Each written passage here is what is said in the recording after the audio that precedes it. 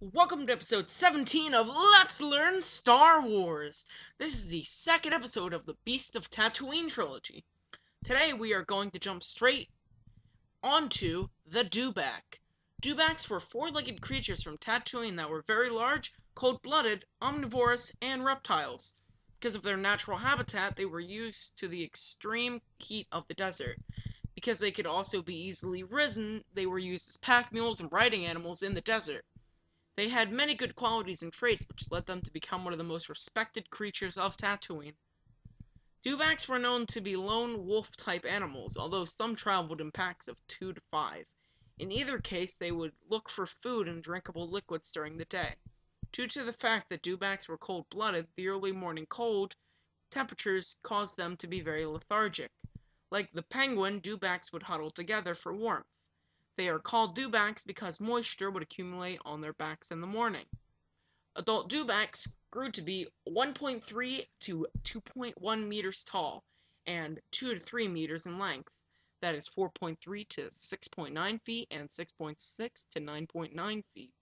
Dewbacks came in many colors: green, red, brown, gray, and a small chance of having blue scales. The scales sometimes had a camouflage or mottled pattern.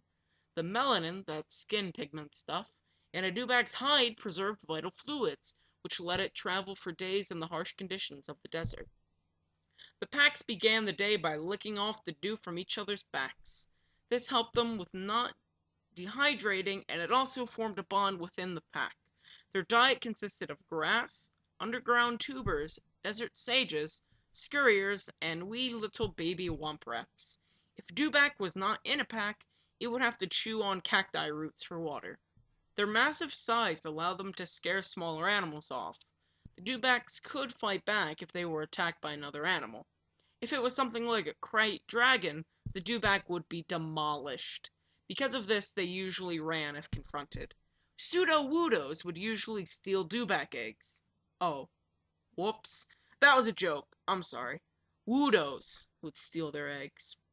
Dewbacks evolved from distinct cousins of the Thuvasaurus.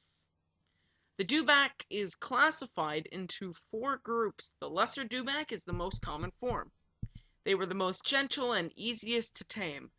The mountain Dewback preferred to wander the mountains of Tatooine. They were also calm and easy to tame. Grizzled Dewbacks were the biggest of the Dewbacks. They were very distinguishable by their patchy hides. Their appetite could not be satisfied, so they were dangerous to other creatures and people on Tatooine. Cannibal Dewbacks were in the middle of size in the Dewbacks. They were dangerously aggressive and were known to eat newly born Dewbacks. This is what gave them their name. Many travelers would not be able to tell the difference between the hide colors of a cannibal and a lesser Dewback. This caused many deaths. Every year, Dewbacks would go and find a mate within the Jundled Wastes, along with krayt dragons. The sands of the Jundled Wastes acted as an incubator for Dewback and krayt dragon eggs. The mating season of Dewbacks began after the krayt dragon mating season that allowed less deaths between animals. Males attracted females by displaying their bellies while on their back. The color of the eggs was that of a blue Tatooine sky. After mating, the females dug holes in the sand for the eggs. After the eggs were planted, Dewbacks went back to the desert. This was so engraved in Dewback's behavior that they could not be breeded off-world or in labs. Although it was possible to find Dewbacks that were taken from their home on Brika and Ben-Ha-Ryan.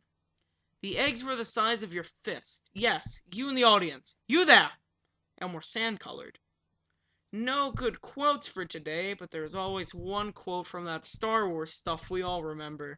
Live long and prosper. JK LOL, as the kids say today. May the Force be with you.